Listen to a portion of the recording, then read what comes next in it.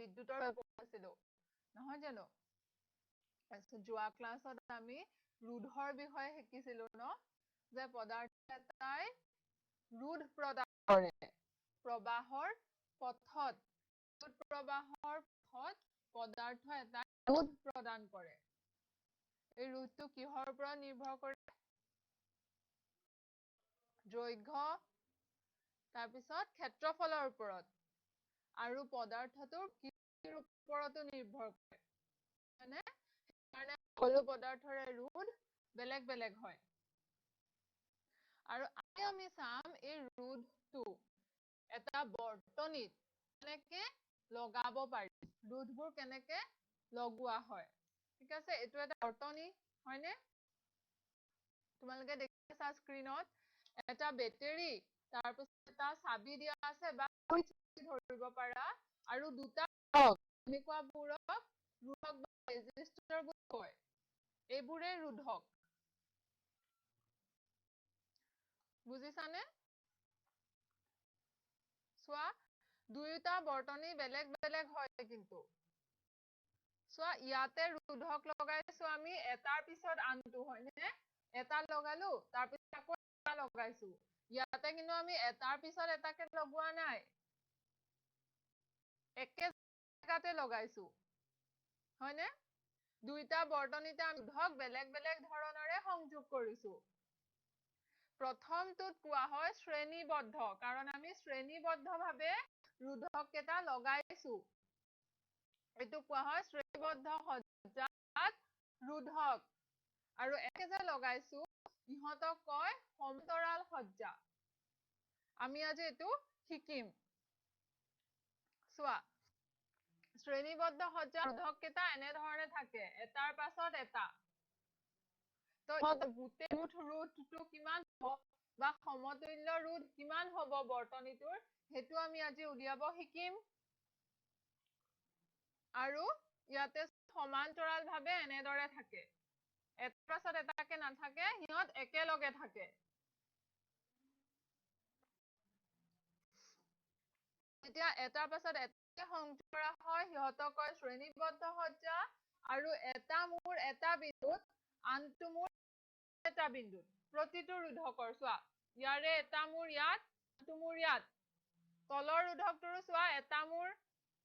এইখিনিতে আনটো মূৰ এইখিনিতে দুয়োটা ৰোধকৰ এটা মূৰ এইটো বিন্দুত সংযোগ হৈ আছে আনটো মূৰ এই বিন্দুটো সংযোগ হৈ আছে তো এনেদৰে সংযোগ কৰিলে সিহঁতক কোৱা হয় সমান্তৰাল সজ্জা এতিয়া চোৱা এই বৰ্তনী এটা দিয়া আছে তোমালোকক এইটোতো বৰ্তনী পাইছা তোমালোকে একদম প্ৰথম ক্লাছত আমি পঢ়িছিলো এটা বেটাৰী দিয়া হয় এটা চাবি দিয়া হৈছে আৰু এইটো এইটোৱে কি সূচায় ভেৰি গুড এমিটাৰ কিহৰ কাৰণে ব্যৱহাৰ কৰা হয় প্ৰবাহ জুখিবৰ কাৰণে ইয়াতে ৰোধকৰ মান এটা দিয়া আছে 4 ওম ৰোধকৰ একক হয় ইয়াতে তোমাক I কিমান হ'ব উলিয়াবগে হয়নে আমি ওমৰ সূত্ৰ ব্যৱহাৰ কৰি উলিয়াব পাৰিম আমি যোৱা কালি শিকিছো ওমৰ সূত্ৰটো কি আছিলে V = IR দিয়া আছে তোমাক 6 ভোল্ট R দিয়া আছে কিমান 4 ওম তো তুমি উলিয়াব পাৰিবা যে I হ'ব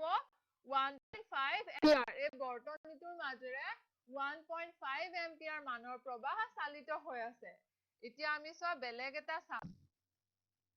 এই বৰ্তনীটোত চোৱা দুটা ৰোধক লগোৱা আছে এটা 4 ওমৰ আৰু এটা 20 ওমৰ হয়নে এই বৰ্তনীটো দুটা ৰোধক আছে এই বৰ্তনীটোৰ প্ৰবাহ কিমান বুলি ক'লে কেনেকে ক'বা V = IR হয় V = IR I মান আমি উলিয়াব লাগে তো আমি লিখিম IR V আমি জানো 6 ভোল্ট R তুমি কি লিখিবা 4 ওম লিখিবা নে 20 ওম লিখিবা নে দুটা যোগ কৰি দিবা নে 20 পৰা 4 বিয়োগ কৰি দিবা কি হ'ব আমি জানো হেতুৱে আমি শিকিম যে এনে ধৰে থাকিলে R টো আমি কেনে উলিয়াব লাগে কে কোৱা হয় সমতুল্য ৰোধ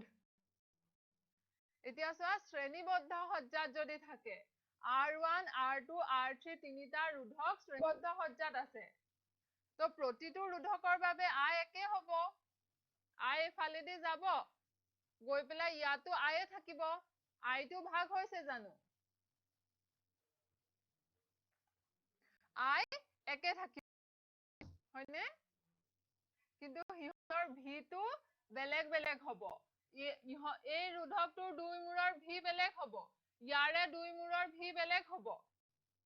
হয়নে শ্ৰেণীবদ্ধ সজ্জাত সদায় I টো একে থাকে গতিকে ওমৰ সূত্ৰ অনুসৰি আমি কি পাম চোৱা V মানে VS মানে শ্ৰেণীবদ্ধ সজ্জাটো সিৰিজ বুলি সিৰিজ কানেকচন হেকাৰণে S লিখিছো আমি VS টো কি হ'ব total V1 plus V2 plus V3 তিনিটা যোগ কৰিলে আমি মুঠ বিভৱ ভেদটো পাম তো ওমৰ সূত্ৰ অনুসৰি আমি কি লিখিব পাৰো V equal to R V1 মানে কি লিখিব পাৰা I যেহেতু I টো তুমি লিখা এটোৰ কাৰণে R লিখিবা R1 হয়নে ঠিক তেনেদৰে V2ৰ কাৰণে লিখিবা I একে থাকিব আকৌ R2 V3 কাৰণে লিখিবা I R3 হয়নে তেনেদৰে আমি ওমৰ সূত্ৰৰ পৰা লিখিব পাৰো গতিকে V2 V3 তুমি লিখিলা গতিকে VS ৰ ঠাইত বহাই দিয়া I RS V1 ৰ ঠাইত বহোৱা I R1 এখিনি বুজিছানে ঠিক তেনেদৰে V2 ৰ ঠাইত I R2 আমি কেৱল ওমৰ সূত্ৰ বহুৱাইছো আৰু V3 কাৰণে V3 মানে এইটো ৰোধকৰ দুই মূৰৰ বিভৱ ভেদ V3 I ইহঁতৰ একে গুটেইৰে গতিকে R3 তুমি বহালা I R3 I যেহেতু একে I তুমি কমন ল'ব পাৰা সোঁফালৰ পৰা এইটো কেনসেল গুচি যাব গতিকে আমি R3 পাম R1 plus R2 plus R3 শ্ৰেণীবদ্ধ সজ্জাত সমতুল্য ৰোধক উলিয়াই গুটেই কেইটা ৰোধকৰ মান যোগ কৰি পেলাই বুজিলা এতিয়া শ্ৰেণীবদ্ধ সজ্জাত যদি ৰোধকবোৰ দিয়া থাকে তোমাক এটা বৰ্তনীত তেনেহলে সিহঁতৰ সমতুল্য কিমান গুটেই কেইটা যোগ কৰি তুমি যিমান পাবা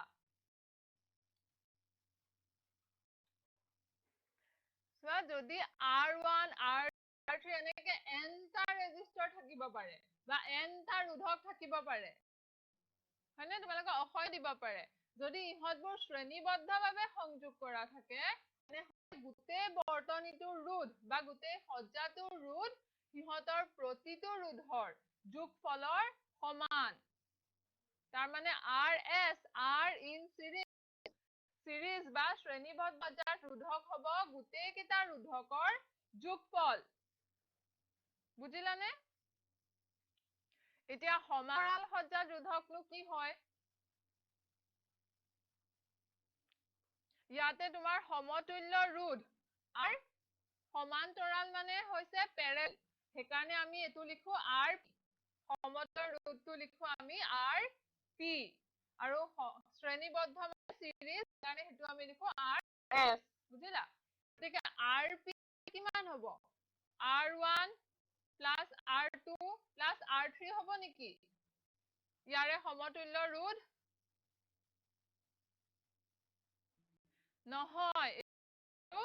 ভুল সমান্তৰাল সজ্জাৰ কাৰণেও ৰোধকৰ নিয়ম আছে ৰোধটো সমতুল্য ৰোধটো কেনেকে উলিয়াবা এখিনিতে এটা কথা মন কৰা পজিটিভৰ পৰা কাৰেন্ট প্ৰবাহ হৈছে প্ৰবাহ হৈ কি এখিনিতে তিনিটা হৈছে ইয়াত গৈছে এফালে গৈছে এটো যদি I আছিলে তে এফালে I1 I2 I3 তুমি দলঙৰ কথা ভাবিব পাৰা দুটা ৰাস্তাৰ কথা তোমালোক ছজন লৰা ছোৱালী এফালেদি আহি আছিলা তো তিনিজনে ভাবিলা এফালেদি যাও আৰু আন তিনিজনে এফালেদি যাও বুলি ভাবিলা তো ভাগ হৈ গ'ল। এই 6জন ফ্ৰেণ্ড যদি তোমাৰ আই ধৰা, 3জন এফালে গ'ল, তাৰমানে আই, আৰু 3জন আনফালে দি গ'ল, তাৰমানে আই, হয়নে? ইয়াতো তেনেকুৱাই হৈছে, আইটো ভাগ হৈ গৈছে, কিন্তু ইহঁতৰ দুই মূৰৰ বিভেদটো একে থাকিব, হয়নে? যেতিয়া আমি সংযোগ কৰিম তেতিয়া বুজিবা, আইটো বেলেগ হৈ গৈছে, তিনিটা ৰাস্তাত আইটো ভাগ হৈ গৈছে, I1, I2, I3 কে, হয়নে? গতিকে I ইকুৱেল টু লিখিব পাৰো I1 plus I2 plus I3, আৰু প্ৰতিটো ৰোধকৰ মূৰত V একে, কাৰণ প্ৰতিটোৰে দুইটা মূৰ, প্ৰতিটো ৰোধকৰ দুয়োটা এটা বিন্দু সংযোগ হৈ আছে, গতিকে এই বিন্দু দুটাৰ মূৰৰ বিভৱ একে হ'ব, তাৰ মানে কি প্ৰতিটো ৰোধকৰ দুই মূৰৰ বিভৱ একে হ'ব ইয়াত, কিন্তু শ্ৰেণীবদ্ধ সজ্জাত I একে আছিলে, এইটো মনত ৰাখিবা, কনফিউজ কৰি নিদিবা। গতিকে I equal two I1 plus I2 plus 3, এইটো আমি পালো। তাৰ পাছত আমি আৰু এটা কথা গম পাম, প্ৰতিটো ৰোধকৰ মূৰৰ ভিটো একে, তাৰমানে বিভৱ ভেদ একে। গতিকে আমি আকৌ ওমৰ সূত্ৰ প্ৰয়োগ কৰিব পাৰো। I ইকুৱেল টু কি হয়? V ইকুৱেল টু IR, ওমৰ সূত্ৰতে, তাৰমানে I equal to V by R, I1 equal to V একে, R ৰ থকা জেগাত দিবা R1, ঠিক তেনেদৰে I2, V2 একে, তো V এ লিখিবা R2, এবাৰ 2 নম্বৰ ৰোধকৰ কাৰণে লিখিবা I2, ঠিক তেনেদৰে I3 লিখিবা কি V বাই, very good, R3, আমি এইবোৰ ওমৰ সূত্ৰৰ পৰাই পাওঁ, গতিকে I জেগাত লিখিবা, I মানে গোটেই বৰ্তনীটোৰ প্ৰবাহ, গতিকে I ইকুৱেল টু লিখিবা V বাই R, মানে গোটেই বৰ্তনীটোৰ ৰোধ, এইটো আছে সমান্তৰাল সজ্জাত, তাৰমানে পেৰেলাল, গতিকে লিখিবা RP, গতিকে লিখা I equal to V by R বা RP, I1 মানে V বাই R1, I2 মানে V বাই R2, I3 মানে V বাই R3, গোটেই কেইটা যোগ কৰি দিয়া, V by R equal to V by R1 plus V by R2 V by R3, এনেকে হ'বনে? V by R equal to V2 common ল'বা, আগৰবাৰ আমি I কমন লৈছিলো, এবাৰ V কমন ল'ম, কাৰণ V একে, গতিকে সমান্তৰ সজ্জাৰ ৰোধ হ'ব, যদি R1, R2, R3 এনেভাৱে nটা ৰোধক যদি সমান্তৰালভাৱে সংযোগ কৰা থাকে, তেন্তে সিহঁতৰ সমতুল্য ৰোধ, গোটেই সজ্জাটোৰ সমতুল্য ৰোধ হ'ব প্ৰতিটো ৰোধকৰ ৰেচিপ্ৰকেল, তাৰমানে অনুন্যক, ৰেচিপ্ৰকেল মানে R1 আছে, ইয়াৰ অনুন্যক বা ৰেচিপ্ৰকেল হ'ব 1 বাই R1, বুজিছা, সিহঁতৰ যোগৰ সমান, গতিকে আমি লিখিব পাৰো 1 বাই RP ইকুৱেল টু প্ৰতিটোৰে অনুন্যকৰ যোগ সমান, 1 R1 plus 1 by R2 plus 1 by R3, এনেকে যিমান থাকে, কিন্তু তোমালোকে বহুতে পৰীক্ষা RP equal to 1 by R1 plus 1 by R2 plus 1 by R3 আহা, RP নহয়, এইটো 1 বাই RP হ'ব, 1 by R1 plus 1 by R2 plus 1 by R3, এইটোহে শুদ্ধ, এইটো কিন্তু ভুল, RP ইকুৱেল টু এইখিনি নহয়, 1 বাই RP ইকুৱেল টু এই গোটেই ৰোধক কেইটাৰ অনুন্যকৰ সমষ্টি,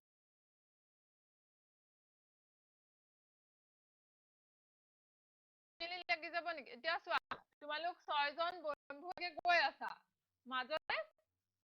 দলংখন ভাগ হৈ গ'ল, তো 3জন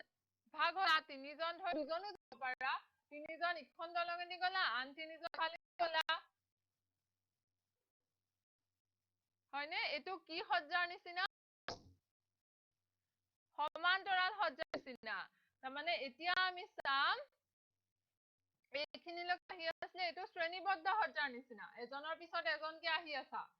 গতিকে আমি এতিয়া চাম শ্ৰেণীবদ্ধ সজ্জা আৰু সমান্তৰাল সজ্জাৰ মাজৰ পাৰ্থক্যনো কি হয় শ্ৰেণীবদ্ধ সজ্জাত কি হয় কিটা একদম মনত ৰাখিবা প্ৰতিটো ৰোধকৰ মাজেৰে বোৱা প্ৰবাহ সমান হয় কিন্তু হিহঁতৰ দুইমূৰৰ বিভৱভেদ বেলেগ হয় কিন্তু সমান্তৰাল সজ্জাত আকৌ হিহঁতৰ মাজৰ প্ৰবাহ বেলেগ বেলেগ হয় ভাগ হৈ যায় ন ইয়াতে I1 I2 I3 ভাগ হৈ যায় তো বিন্দু দুটা একেই গতিকে হিহঁতৰ মাজৰ বিভৱভেদ একে হয়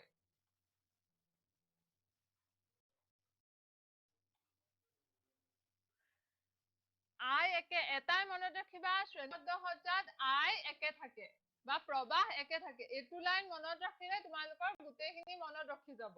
শ্ৰেণীবদ্ধ সজ্জাত প্ৰবাহ একে থাকে কিন্তু সমান্তৰাল সজ্জাত প্ৰবাহ বেলেগ হয় তাৰ মানে বিভৱভেদ একে হ'ব এফালে বিভৱভেদ বেলেগ হ'ব মুঠ ৰোধ RS2 লিখিব পাৰো আমি তেকেটা সংযোগ কৰি R1 + R2 + R3 এনেকে গৈ থাকে কিন্তু সমান্তৰাল সজ্জাৰ মুঠ ৰোধ হয় 1/RP = 1/R1 + 1/R2 + 1/R3 এনেকে গৈ থাকে এতিয়া তোমালোকৰ এটা প্ৰশ্ন আহিছে বিদ্যুৎ জুখিবৰ বাবে কি সঁজুলি ব্যৱহাৰ কৰা হয়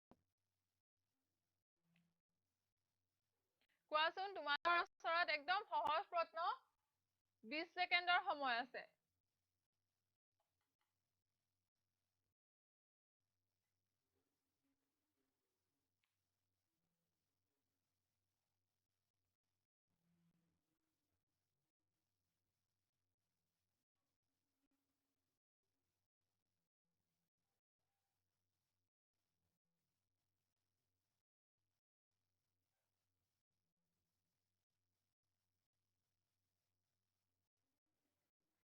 সময় তোমালোকৰ শেষ হ'ল বিদ্যুৎ প্ৰবাহ জুখিবৰ বাবে কি ব্যৱহাৰ কৰা হয়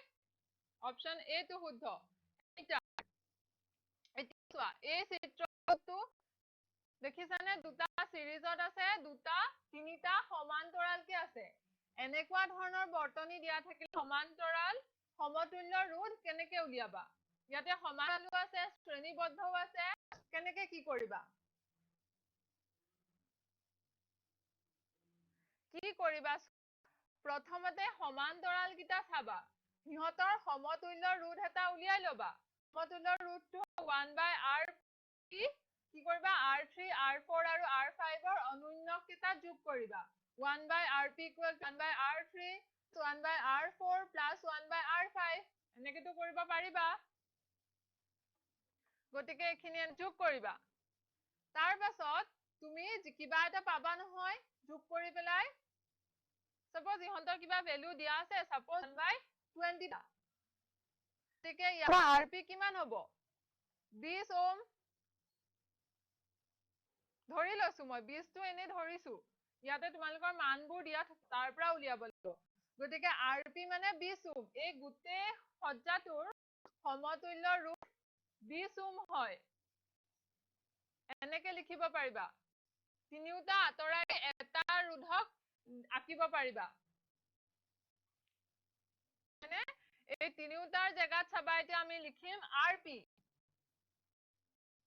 হৈ গল আমি সমান্তৰালটো আঁতৰালো আঁতৰাই তাৰ এটা সমতুল্য ৰোধ পালো তাৰ পিছত R1 R2 আৰু RP ইহঁত তিনটা কি ধৰণে আছে বৰ্তনীটোত Yes, ইহঁত কিনা শ্ৰেণীবদ্ধভাৱে আছে গতিকে তুমি সমতুল্য বৰ্তনী কেনেকে উলিয়াবা R2 R1 + R2 + RP সেই গোটেই কেইটা যোগ কৰি দিবা হয়নে আছিলে নহয় R = R1 + R2 + RP সেই তিনিটা ৰেজিষ্টৰ বা তিনিটা ৰোধক যোগ কৰি দিবা এতিয়া এটা প্ৰশ্ন চোৱাচোন বৰ্তনী চিত্ৰ এটা দিছে এই বৰ্তনী চিত্ৰৰ সমতুল্য ৰোধ কিমান হ'ব এটোত কি কৰিবা এখিনি তোমালোকে বহুত প্ৰেক্টিস কৰিবা এটো বহুত গুৰুত্বপূৰ্ণ ধাৰণা হয় এনেকুৱা এখিনি যদি ভালকে শিকা পিছত তোমালোকে ডাঙৰ ডাঙৰ বৰ্তনী বহুত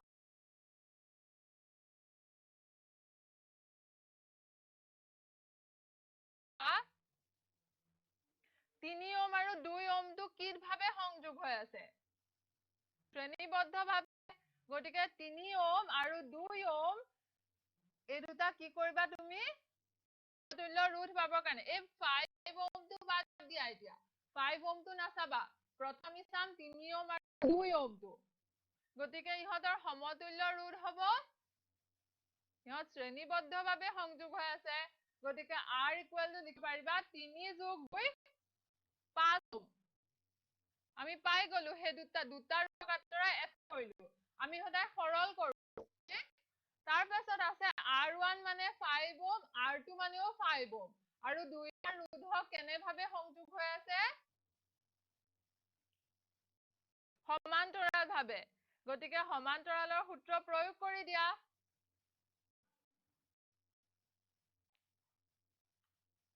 প্ৰথমতে r2 শ্ৰেণীবদ্ধ সজাত আছিলে যিটো আমি 3 আৰু 2 কৰি পালো 5 ওম তাৰ পিছত r1 5 ওম r2 5 ওম এটো কেনেকৈ উলিয়াবা ইহঁত দুটা সমান্তৰালভাৱে আছে গতিকে 1/rp = 1/5 plus 1/25 5 গতিকে হ'ব 1/rp = 2/5 তাৰ মানে rp = 5/4 বুজিলানে কেনেকৈ কৰিলো এতিয়া এনেকুৱা সমান্তৰাল সজ্জা বা শ্ৰেণীবদ্ধ সজ্জাত তোমাক যদি দিয়া থাকে ৰোধক উলিয়াব পাৰিবানে পাৰিবান নাই আমি শিকিলো নহয় এখিনি বহুত দৰকাৰী হয় মনত ৰাখিবা শ্ৰেণীবদ্ধ সজ্জাত কি একে থাকে I একে থাকে V বেলেগ থাকে আৰু সমান্তৰাল সজ্জাত সদায় V একে এতিয়া আমি নতুন এটা ধাৰণা পঢ়িম নতুন এটা টপিক পঢ়িম তোমালোকৰ বিদ্যুৎ অধ্যায়টো এটো একদম শেষৰ টপিকটো এটো পঢ়িলে আমাৰ অধ্যায়টো শেষ হৈ যাব তে তোমালোকে মন কৰা নে যেতিয়া বাল্ব এটা জ্বলি থাকে তুমি পঢ়ি আছা ৰুমত তোমাৰ বাল্বটো জ্বলি আছে ৰাতি তুমি অলপ পাছত বাল্বটো যেতিয়া নুমুৱাবা বন্ধ কৰিবা তাৰে অলপ পাছত চুই চাবা বা গৰম থাকে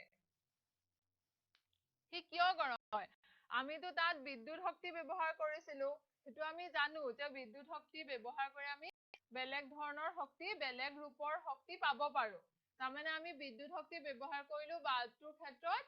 পোহৰ পাবলৈ সি আমাৰ ৰুমটো পোহৰাই তুলিলে কিন্তু বাল্বটো গৰম কিয় হৈ যায় গৰম হোৱা মানে কি আমি তাপ শক্তিও পাইছো কিন্তু বাল্বটো গৰম হ'ব লাগিছিল জানো আমাৰটো কোনো লাভ নহয় বাল্বটো গৰম হৈ পেলাই তাৰমানে বিদ্যুৎ শক্তিৰ পৰা আমি কিছু অংশ তাপ শক্তি হিচাপেও পাওঁ হয়নে বিদ্যুৎ শক্তিৰ পৰা কিছু অংশ তাপ শক্তি হিচাপেও পাওঁ আমি ইয়াকে তোমাৰ তাপীয় ক্ৰিয়া বুলি কোৱা হয় বিদ্যুৎ এই তাপ শক্তিটো আমাক নেলাগে এটো অপচয় গৈছিলে অপচয় হৈ গৈছে বাল্বটো গৰম হৈ আমাৰ একো লাভ হোৱা নাই গতিকে ইয়াকে বিদ্যুৎৰ তাপীয় ক্ৰিয়া বুলি কয় আৰু এই তাপীয় ক্ৰিয়াৰ ওপৰত জুল নামৰ এজন বিজ্ঞানীয়ে এটা সূত্ৰ দিছিলে এটা ফৰ্মুলা দিছিলে যিটো পঢ়িম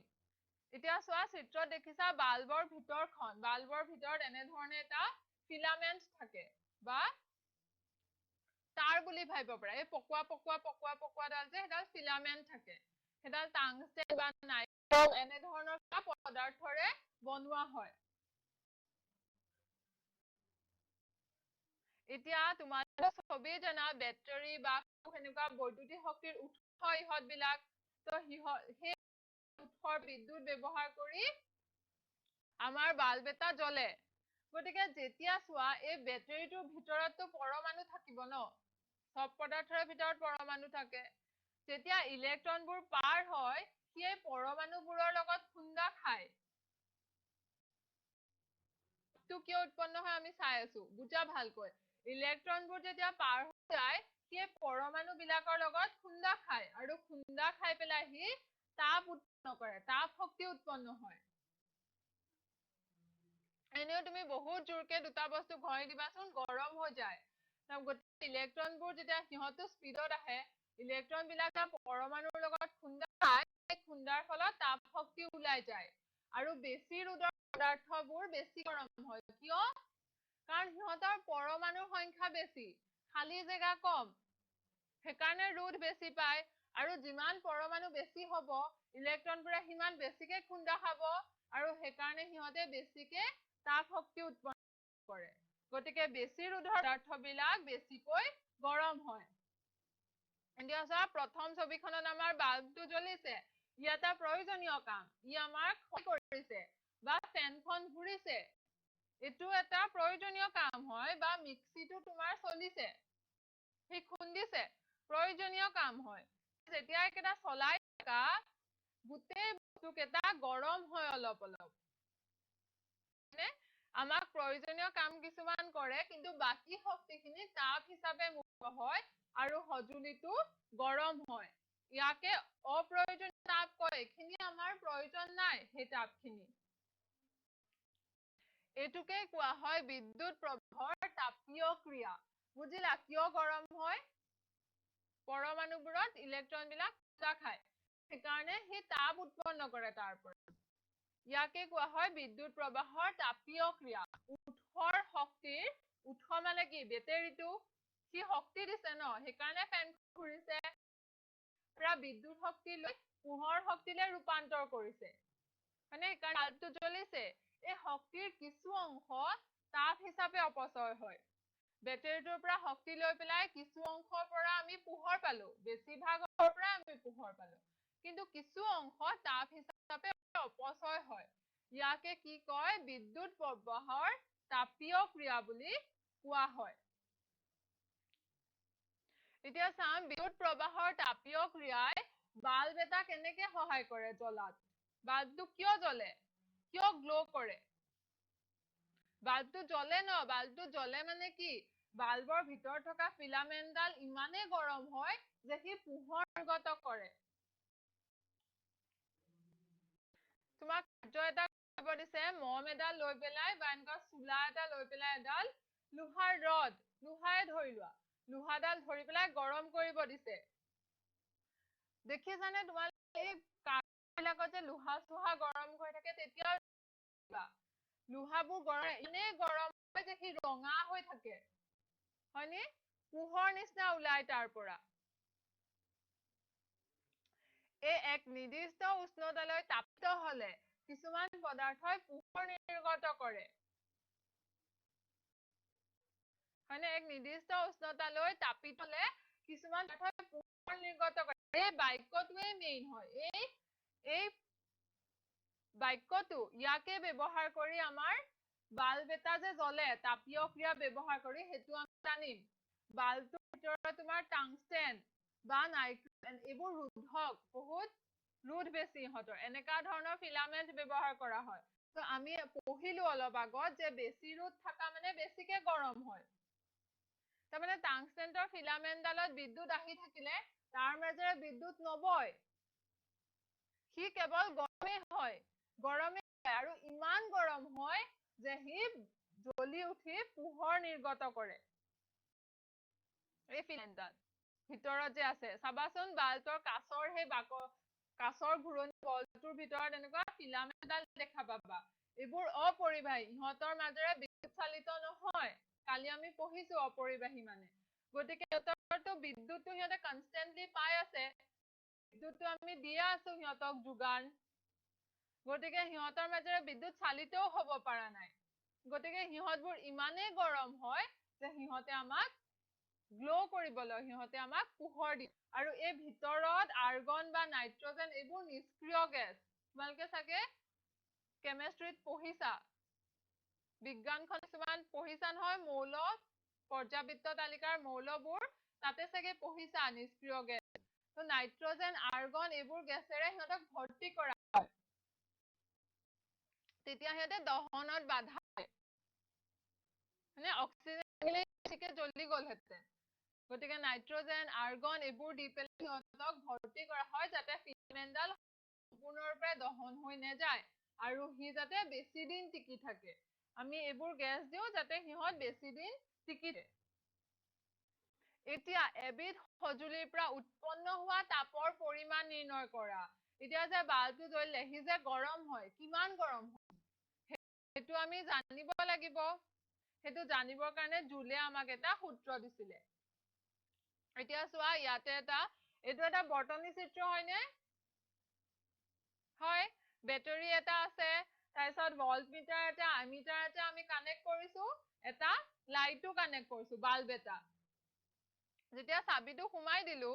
তেতিয়া হি জ্বলিছে বাল্বটো এবাৰ দুটা বেটাৰী দিছো আমি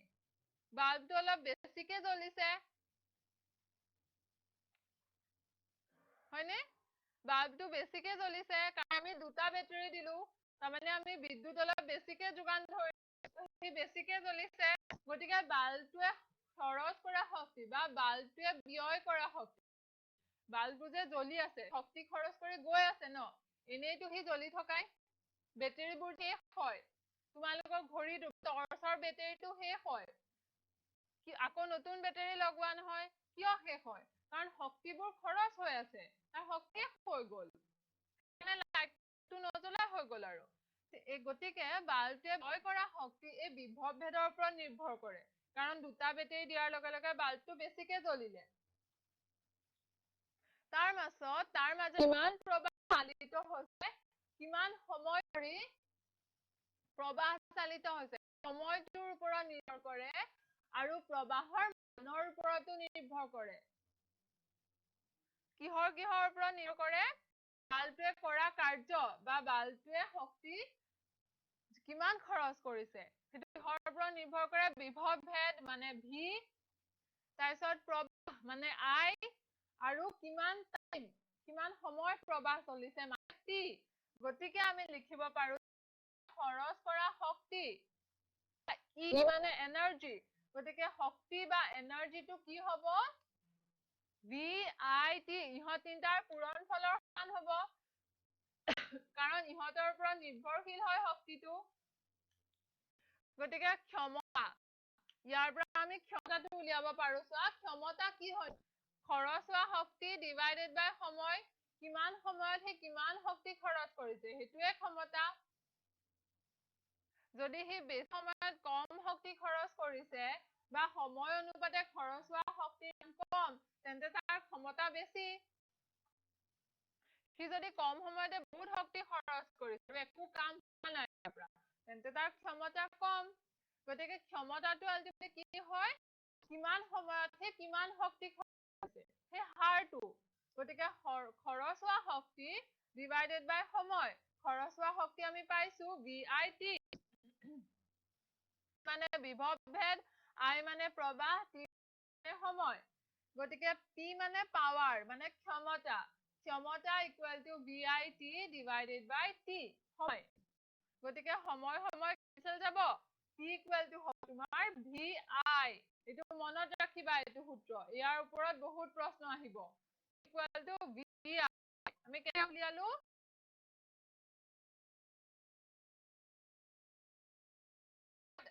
শক্তি নিৰ্ভৰ কৰে কি শক্তি বাল্বে ব্যয় কৰা শক্তি তাক কিমান বিভৱ ভেদ দিছো তাক কিমান প্ৰবাহ দিছো কিমান সময় প্ৰবাহ দিছো তাৰ ওপৰত নিৰ্ভৰ কৰি সি কিমান শক্তি খৰচ কৰিছে শক্তিটোৰ পৰা আমি উলিয়ালো ক্ষমতা হয়নে ক্ষমতা মানে খৰচ হোৱা শক্তি ডিভাইডেড বাই সময় গতিকে P ইকুৱেল টু VI এইটো লিখি লোৱা মনত ৰাখিবা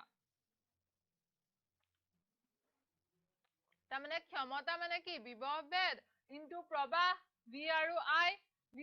পূৰণফলে হৈছে ক্ষমতা আমি এইবোৰ কৰি আছো কিয় জানানে আমি জোৰ সেই তাপীয় সূত্ৰটোলে গৈ আছো জুলে দিছিলে তাপৰ সূত্ৰটো কেনেকে উলিয়াম তাপটো সেই সূত্ৰটোলে গৈ আছো সেইকাৰণে আমি এইবোৰ সৰু সৰু ক্যালকুলেশন কৰি গৈ আছো P উলিয়ালো লাহে কাম উলিয়াম কাৰ্য উলিয়াম বা ওয়াৰ্ক ডান উলিয়াম মানে W উলিয়াম আৰু এনেকে উলিয়াই আমি তাপটো উলিয়ামগে হবনে এতিয়া চোৱা এটা বৰ্তনী আৰু প্লাগটো লগাই দিলা বৰ্তনীটো চালিত হৈ গ'ল হয়নে এতিয়া চোৱা আধানৰ মান ইকুৱেল টু প্ৰবাহ ইনটু সময় তাৰমানে কি I equal to Q by T আছিলে জানো কিমান সময় কিমান আধান চালিত হৈ গৈছে একক সময়ত চালিত হোৱা আধানৰ মানেই হৈছে প্ৰবাহ প্ৰথম ক্লাছত পঢ়িছিলো আমি I equal to Q by T তাৰমানে Q ইকুৱেল টু কি I ইনটু T আধানৰ মান মানে Q প্ৰবাহ মানে I T ইয়াৰ পৰা লিখিছো আমি এইটো বুজিছানে আধানৰ মান ইকুৱেল টু প্ৰবাহ ইনটু সময় তাৰমানে Q equal two I into T গতিকে দিয়া সময়ত তুমি এটা আধান এটা বিন্দুৰ পৰা আন এটা বিন্দুলৈ নিউতে কৰিবলগীয়া কাৰ্যটো হ'ব এটা আধান এটা বিন্দুৰ পৰা আন এটা বিন্দুলৈ নিয়া কাৰ্যটোকে কি কয় বিভৱ ভেদ তাৰমানে equal to W by Q হয়নে V equal to W by Q গতিকে W ইকুৱেল টু লিখিব পাৰো VQ একক সময়ত কৰা কাৰ্য W বাই T তাৰমানে VQ বাই T একক সময়ত কৰা W ইকুৱেল টু VQ গতিকে একক সময়ত কৰা কাৰ্য W বাই T ইফালে তুমি VQ বাই T লিখিব লাগিব ধৰিব পাৰিছানে গতিকে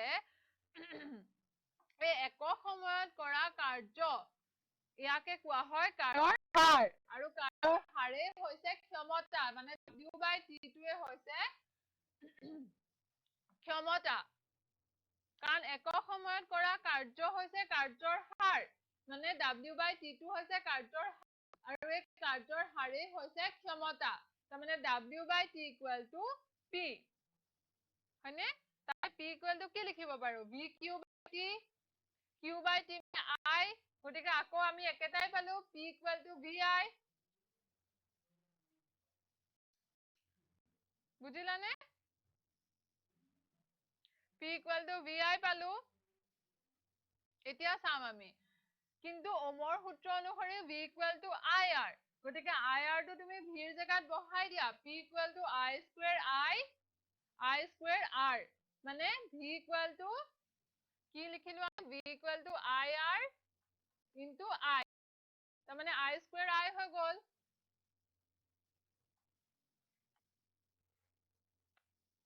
আৰু I মানে V by R লিখিব পাৰো P মানে V স্কয়াৰ by R লিখিব পাৰো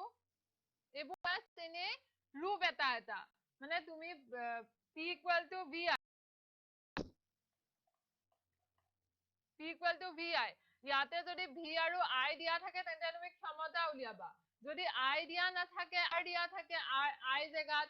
R দিয়া আছে তোমাক তেতিয়া P কেনেকৈ উলিয়াবা তেতিয়া তুমি এটো ফৰ্মুলা ব্যৱহাৰ কৰিবা V স্কয়াৰ বাই R উলিয়ালো এনে ধৰণে এটা ফৰ্মুলা পাই আমি বহুত ৰূপ পাও ন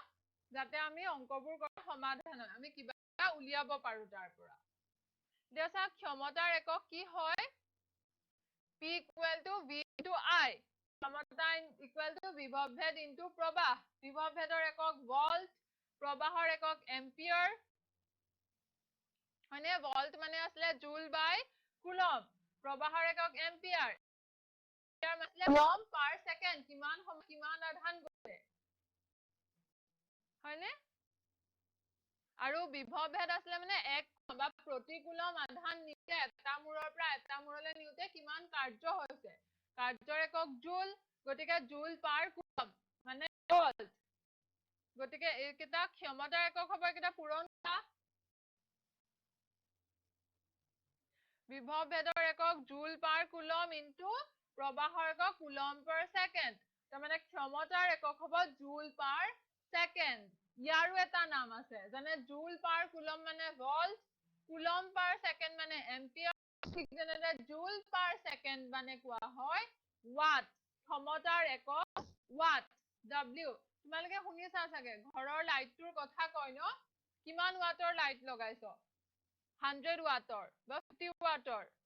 এনেকে শুনা চাগে হেতু লাইটটোৰ ক্ষমতা বুজায়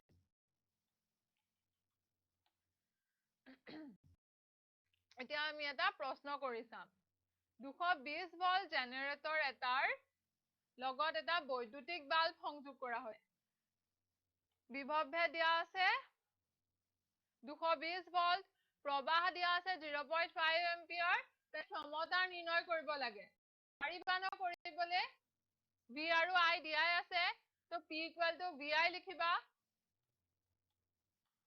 220 ভোল্ট আৰু I মানে এম্পিয়াৰ তো ক্ষমতা হ'ব 110 ওয়াট এতিয়া আমি জুলৰ ফৰ্মুলাটো চাম চোৱা উৎসটোৱে কৰা কাৰ্য বা বৰ্তনীটোলৈ যোগান দিয়া শক্তি কিমান সময়ত কি সময়ত হেতুৱে হৈছে ক্ষমতাটো কৰা কাৰ্যৰ হাৰ গতিকে ক্ষমতা হ'ব W/A এটো আমি আগতেও পাইছো লিখি আহিছো ন W মানে আমি লিখিব P পূৰণ T P মানে কি লিখিব পাৰো VI P = VI আমি এটা প্ৰশ্নও কৰিলো গতিকে W = VI * T হয়নে তাৰ মানে কাৰ্য সম্পন্ন কৰোতে ব্যয় হোৱা শক্তি তাপ হিচাপে মুক্ত হয় হে তাপৰ পৰিমাণটো কিমান হ'ব আমি উলিয়াম তাপটো H বুলি কোৱা হয় তাপটো এবোৰ সাইন্টিফিক চিহ্ন হয় তাপ যেনেকে কামটো W ৰে বুজাও ঠিক তেনেদৰে তাপটো H ৰে বুজাও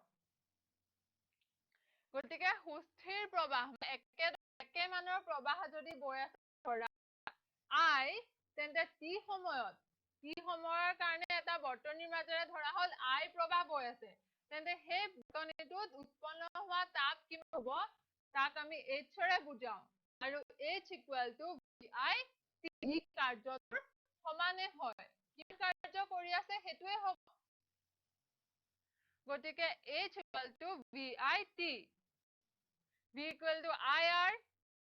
H = I²R T এটুকে কোৱা হয় তোমাৰ জুলৰ সূত্ৰ ইয়াকে তাপীয় ক্ৰিয়াৰ জুল সূত্ৰ বুলি কোৱা হয় বুজিলা মনত ৰাখিবা এই ফৰ্মুলা কেইটা আজি গৈ পেলাই আকৌ পঢ়া এইবোৰ ম্যাথমেটিক্যাল ফৰ্মুলা ন তোমালোকৰ মনত ৰাখিব পাৰে পাহৰি আজি সাইজ বেলাই যদি থৈ দিয়া এই ফৰ্মুলা কেইটা মনত ৰাখিবা কেনেকৈ লিখিব চেষ্টা কৰিবা আৰু ইয়াৰ ওপৰত বহুত প্ৰবলেম আছে সেইবোৰ তুমি ঘৰত কৰিবা নিজে কৰি চাবা নোৱাৰিলে সুধিবা ঠিক আছে তো আজি ক্লাসটো ইয়াতে সামৰো ইয়াৰে ওপৰত থকা বহুবোৰ ভালকে প্ৰেক্টিস কৰিবা থ্যাংক ইউ